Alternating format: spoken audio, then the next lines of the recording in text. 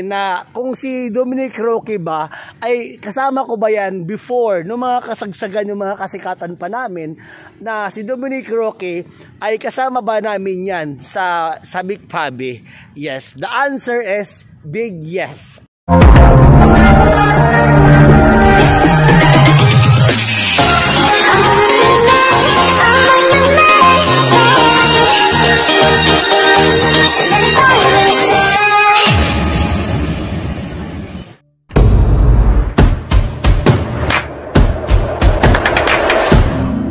Minsan talaga, ikaw lang makakatupad ng wish mo.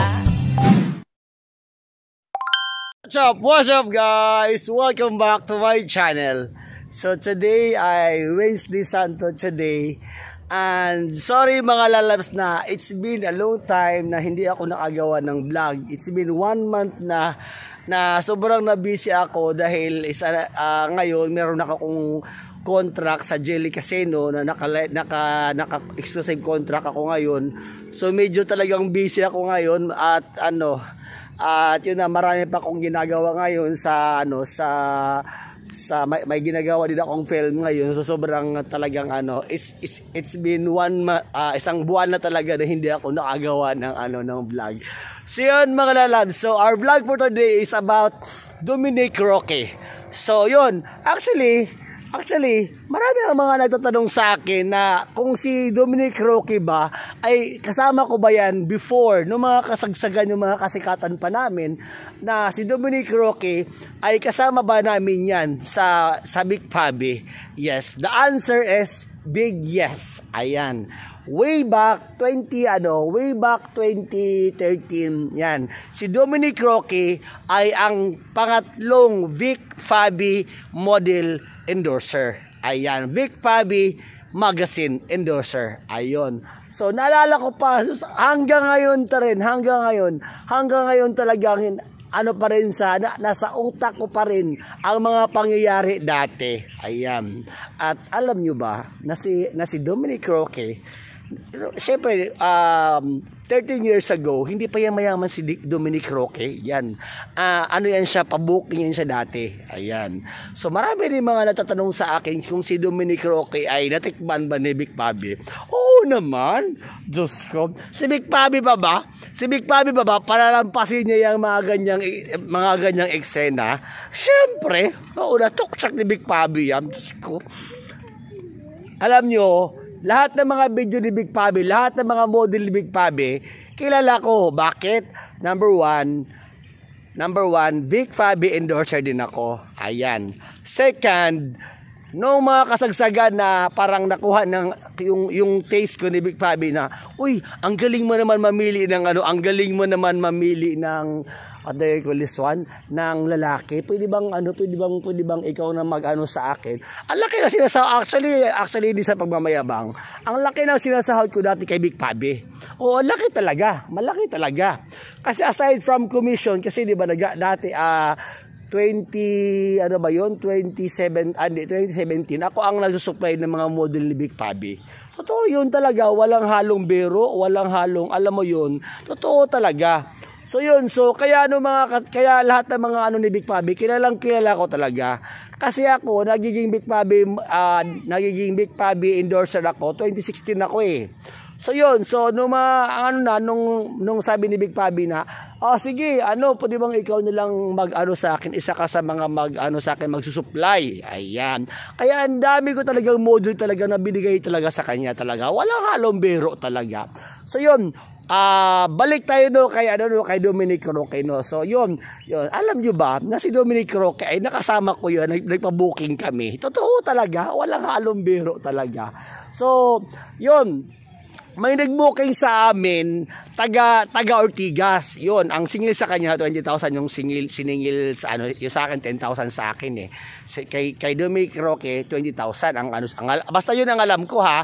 Kasi no mga kasagsa na binayaran kami, nakita ko yung nagbayaran kami. So yun, Jason kasi ito ganyan. Pero yung nag-booking sa amin, APAM yun, na APAM.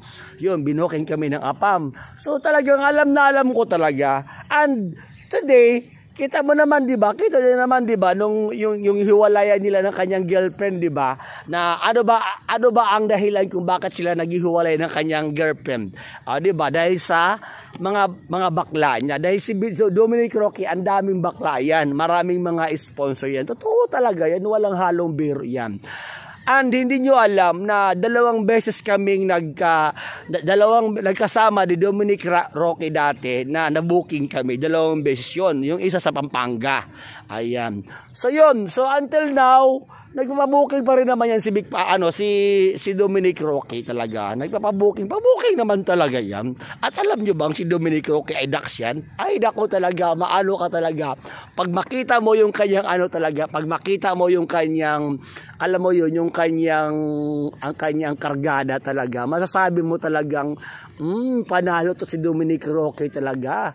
At talagang gwapo talaga yan talaga. Makinis, gwapo talaga. Walang halong, alam mo yun, walang halong kaanuhan talaga na effect talaga itong si Dominic Roque.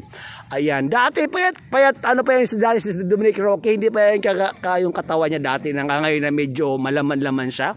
Hindi, dati yan, yung katawan niya, yung payat-payatan, pero gwapo talaga, putang ina. Yung pag sinabing gwapo talaga, ganun talaga ang eksena ni Dominic Roque talaga. So yun. So actually nag-chat sa akin na pwede bang burahin ko yung ko sa YouTube na wala naman ako Sabi ko sa kanya, para wag ka mag-alala pare. Lang naman, yung vlog ko lang naman yun. Pero ngayon yun, actually blinak niya ako actually parang sa akin na bakit ko binulgar. Hindi ko yung binulgar, part lang yun ng vlog. Part lang naman yun ng vlog. Marami ang mga model na medyo nainis na rin sa akin, nagalit sa akin, na bakit mo kami blinag. Sabi ko, wala wala akong maisip na wala akong maisip na alam mo yun, ibang mablog kundi mga big pabi niya lang binablog ko So yun, so once again yung mga natatanong sa akin, kung pabuking ba yan si Dominic Roque, naman pabuking yan. Dati, ayan, pero hanggang ngayon, ang alam ko, yes pa rin, pabuking pa rin yan siya ngayon. Kasi, alam nyo, ang hiwalayan nila ng kanyang girlfriend talaga, yun ang dahilan talaga. Unang-una, mayaman na yan mayaman na ngayon yan si Dominic Roque dahil marami ng sponsor yan.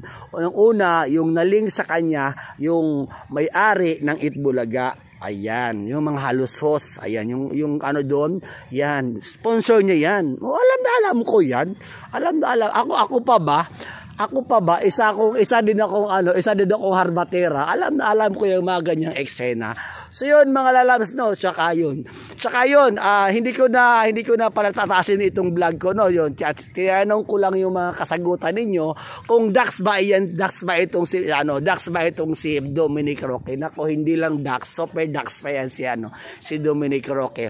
So yun mga lalabs, so pasensya na kayo mga lalabs at medyo natagalan ang aking pagbablog dahil busy ako ngayon, dahil brand ambassador ako ngayon ng Jilly Casino. 1 year contract ako ngayon, so medyo matagal-tagal itong kontrata na to. At live streamer din ako sa Facebook. So yun, follow nyo na rin ako sa Facebook Jason Lee ang aking Facebook account. Bye bye everyone. Yeah.